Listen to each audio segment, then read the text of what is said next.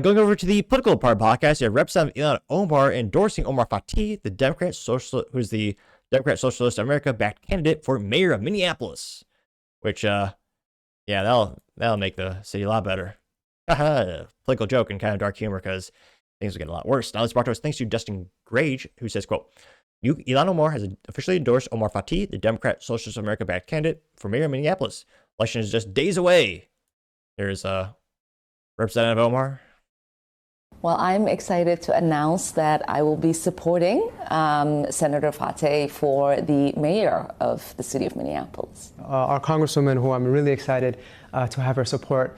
And with that, Congresswoman Ilhan Omar put her stamp of approval on a grateful State Senator Omar Fateh, who envisions a city that is more equal. Minneapolis seems to be a tale of two cities, one for the wealthy and the well-connected, and the rest of everyone else. The Congresswoman, The people who work versus the people who don't work. Again, there's been a couple of breaking stories past couple months, especially of a record number of people scamming government benefits. believes the 35-year-old senator, a Democratic socialist, can lead with a progressive agenda. I have trust in Nose ring theory. the senator's track record that he will find a way to make sure that we have ordinances, legislation that is passing through that speaks to the desires and the needs of the residents of the city. Fateh Free stuff. When he has rallies, those are like the only English words he speaks. Free. Free healthcare, free room and board, free food. His run has not been entirely smooth. He is being accused of campaign violations for continuing to use the term DFL endorse on his campaign signs. The state DFL That was when the DFLs found out, oh yeah, there's kind of some shenanigans. rescinded the endorsement after convention irregularities surfaced and That's a very nice way of saying cheating. declined to make an endorsement of anyone else. Fateh says he is benefiting from a backlash. People stop me and they tell me that we're really hurt and upset by what happened with the DFL taking back the endorsement. Fateh continues to deny questions about any ethical missteps, including when he fast-tracked a housing bill without disclosing his wife's alleged business ties to the project. I mean, saying I was going to say, I guess he's definitely a contender for politician. He's already lying, already has corruption. Let's rewind that for a second there. Disclosing his wife's alleged business ties to the project. It was not a finance bill. It was not to benefit my wife or anyone. It was a program integrity bill. Representative Omar knows both Senator Fateh and Mayor Fry well. She says it's Fateh who is best suited to bring the warring factions at City Hall together. Fateh points to his work on expanding access to opioid detection strips, free college for low-income students, and a deal to keep Uber and Lyft drivers in the Twin Cities as examples of how he can work with different sides. For Jacob Fry, not getting a Representative Omar endorsement is nothing new. He's won the mayor's race twice without it. With photojournalists Louis Carpel and Nick Luneman, Esme Murphy, WCCO News. Which again, he's definitely a contender. We look at the population that's been shifting into Minneapolis, especially in Minnesota. Omar is Representative Omar and Omar Fateh. I was gonna say same name. Is that her husband or brother? I'm only partially kidding. She would never. Oh wait a minute. There is some evidence. So those allegations of marrying her brother. But nevertheless, this went pretty viral. It got 3.5 million views and 5.9 thousand likes. And yeah. I wouldn't be surprised. His rallies are very viral, but hard to understand because he speaks Somali at them, with the exception of when he talks about the free stuff or the free keywords. But yeah, he's got the endorsements of, again, in Minnesota, she's very beloved. Nationally, I don't think she'd ever win a national ticket. Again, that's not her role right now. I don't think many of her political standings would actually be appeal to the masses. But yeah, it's it'd be just they might just make Minneapolis just as good as ironic. Can't speak, but might make it. Well, that's supposed to be irony or sarcasm. Long day, folks. But might very well become just as popular as New York City when they also elect a socialist. Yeah, it's pretty concerning times. But let's see what the folks have to say. Again, it got 3.5 million views and 5.9 thousand likes. One of the first comments comes to us thanks to Gunther Eagleman. Says, quote, Minneapolis has fallen, came 1,000 likes.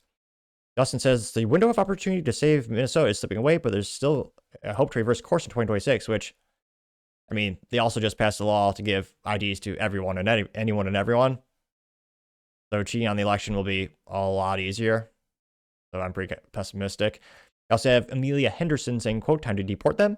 And she has a AI-generated meme or meme. It says, quote, is it too soon or can we start talking about deporting Obama's Somalis, getting 293 likes? Salty Texan says, inbred's going to inbreed, getting 27 likes. Mr. says, how the heck did Minnesota go from, he has a, well, we used to be the whole story of the state with all the lake, all the blue cow and everything, the good old lumberjack. Then you have Omar juxtaposition with him getting 2.7 thousand likes, which, well, again, for many years they've imported a large portion of folks from Somalia to Minneapolis, Minnesota. I mean, there's so many of them. They redid the state flag, which, I mean, it used to be a beautiful thing, or as Trump would say, used to be a big, beautiful flag, so much history, so much rich culture in that flag. Then they reduced it to rudimentary, crayon-looking drawing, slightly worse than the flag Somalia. It's got a lot of the same design, a lot of the same colors, a lot of the same shapes.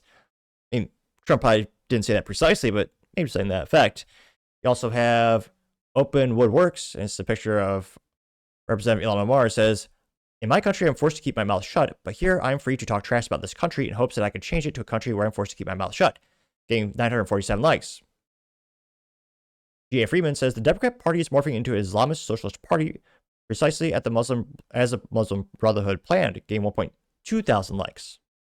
Stray Dog has a cartoon-looking picture, or a drawing of Omar Fateh, getting 1.1 thousand likes, which, again, I don't have much ground to stand on when it comes to making fun of how people look. I know. Going down more and more, you have Stray Dog, and it's a cartoon with Representative Ilhan Omar. She's standing on the American flag, and she says, I pledge allegiance to, and the flag up there is Somalia, getting 477 likes. And again, you've had many of these Somalians become American citizens and then get into political office, and when they ask them, what are your number one goals, they say they're fighting for the people in Somalia. They say that out loud, which, again, Republicans do this with other countries as well. I think that's kind of treasonous of both parties. One would think maybe someday they actually care about American taxpayers. Perhaps I'm foolishly naive to ever hope that. That also got 477 likes. Kathy Ann says, wasn't he in Captain Phillips? You have that famous movie. It's a famous scene where the pirate points at his eyes and goes, I'm the captain now.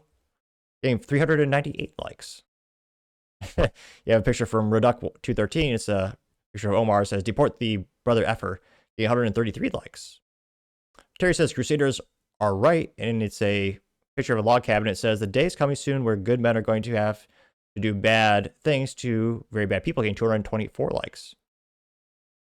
The Gray Dog has a picture and it says, U.S. border, you're entering a Sharia-free zone. Please set your watches forward for 1,400 years, getting 173 likes. You have a couple more pictures of him being made into memes. You also have Fern, who says, quote, the three phases of Muslim migration. Phase 1, few in number, oppressed Islam, play the victim, claim Islamophobia, more tolerant to others. Phase 2, large minority, indigenous Islam, threatening, demand Sharia law, intolerant of infidels.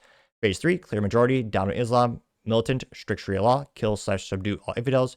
For 1,400 years, this pattern has not changed. Moderates are irrelevant, getting 81 likes.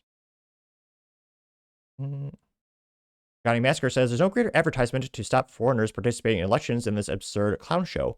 This is a picture of Ilhan Omar and Omar Fateh getting 40 likes.